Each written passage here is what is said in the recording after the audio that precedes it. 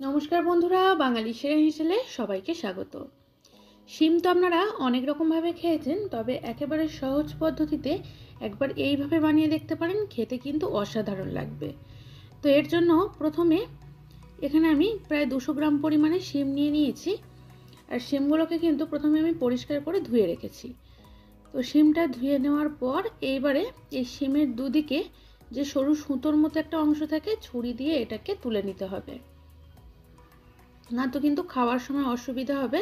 তো সেই জন্য এই সুতোর মতো অংশটাকে তুলে ফেলে দেব।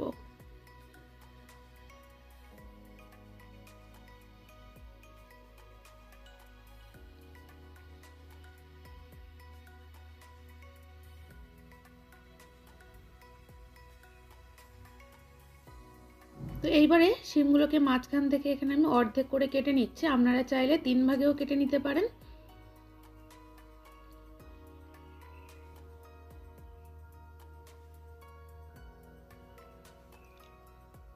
তো সমস্ত শিমগুলো এখানে আমি কেটে নিয়েছি। এবার এগুলোকে একটা অন্য পাত্রে তুলে রাখবো।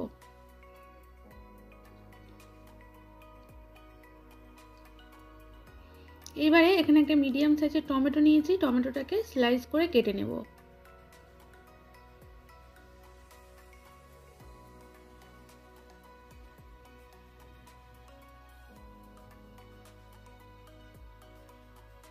এরপর এখানে একটা ব্লেন্ডিং জার নিয়ে নিচ্ছি।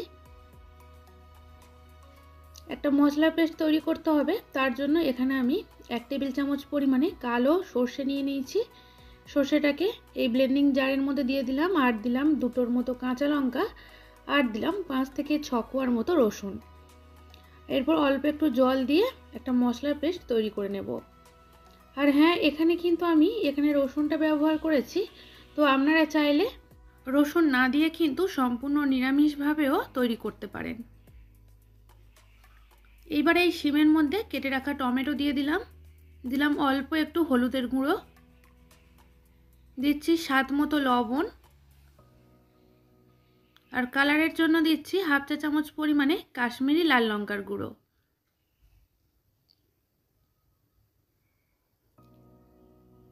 আর এর সাথেই অল্প পরিমাণে একটু চাট মশলাও অ্যাড করছি।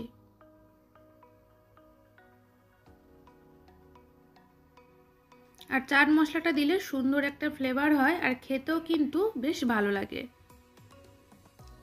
আর যে মশলার পেস্ট আমি তৈরি করে রেখেছিলাম সেটা এবারে এর মধ্যে দিয়ে দিলাম।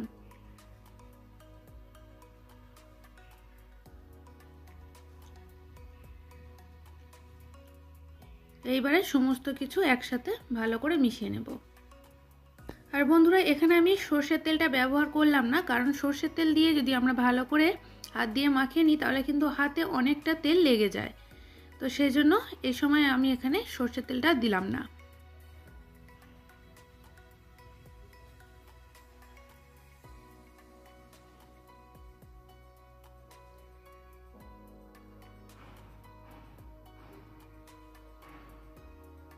তো ভালোভাবে সমস্ত মশলা শিমের গায়ে মিশিয়ে নিলাম।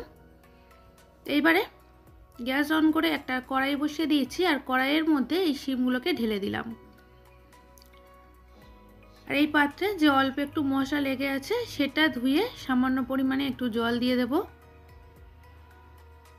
আর ব্লেন্ডিং জারের মধ্যে কিন্তু অনেকটা সর্ষের পেস্ট লেগে আছে, সেজন্য সেটা ধুয়েও কিছুটা পরিমাণে জল দিয়ে দেব। তো আর কিন্তু এর মধ্যে জল দেওয়ার কোনো প্রয়োজন নেই। আর যে 2টো কাঁচা লঙ্কা দিয়েছিলাম ঝালটা কিন্তু তাতেই হয়ে যাবে। তো এইবারে দিয়ে দিচ্ছি সর্ষের তেল। সর্ষের তেলটা দেওয়ার পর তেলটাকে একবার সবকিছুর সাথে মিশিয়ে নিতে হবে। এখানে আমি অল্প পরিমাণে তেল দিলাম, যদি একটু বেশি তেলে করতে চান তাহলে আপনারা আপনাদের পরিমাণ মতো তেলটা যোগ করবেন। তো এবারে ঢাকা চাপা দিয়ে প্রায় 7 থেকে 8 মিনিটের মতো লো টু মিডিয়াম ফ্লেমে হতে দিলাম। তো 7 মিনিট পর এখানে আমি ঢাকনাটা খুলে নিয়েছি। তো শিমটা কিন্তু ভালোভাবেই সেদ্ধ হয়ে গেছে। তো এবারে টেস্টটাকে ব্যালেন্স করার জন্য এর মধ্যে আমি কয়েক দানার মতো চিনি যোগ করছি। তো বন্ধুরা, অল্প একটু চিনি দিলে কিন্তু স্বাদটা বেশ ভালো লাগে। তবে যদি কেউ এখানে চিনিটা অপছন্দ করেন তাহলে কিন্তু চিনি নাও দিতে পারেন। তো আমি একটু চিনি দিলাম। এবারে ফের আবারও একটু ঢাকা চাপা দিয়ে একটু মাখো মাখো করে নেব। তো সেই জন্য 2-3 মিনিটের মতো মিডিয়াম ফ্লেমে ফুটিয়ে নিয়েছি। আর এখানে দেখুন শিমও কিন্তু ভালোভাবেই সেদ্ধ হয়ে গেছে।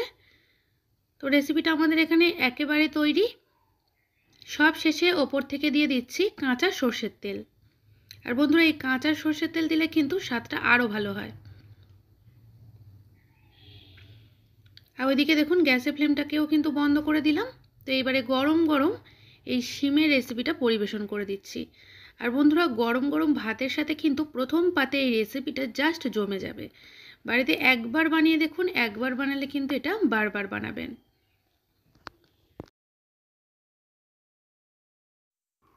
আর রেসিপি কেমন লাগলো অবশ্যই কিন্তু কমেন্টসে জানাবেন। যদি ভালো লাগে তাহলে একটা লাইক আর শেয়ার করে দেবেন। আর আমার থেকে নিত্য নতুন রেসিপি পেতে চ্যানেলটি সাবস্ক্রাইব করে পাশে থাকা বেল আইকনটি প্রেস করে দেবেন। তাহলে আমি যখনই আমার চ্যানেলে কোনো নতুন ভিডিও ছাড়বো তার আপডেট আপনাদের কাছে খুব সহজেই পৌঁছে যাবে। আজ তাহলে এই পর্যন্ত। আবারও দেখা হচ্ছে নতুন কোনো রেসিপির সাথে। সবাই ভালো থাকবেন, সুস্থ থাকবেন। ধন্যবাদ।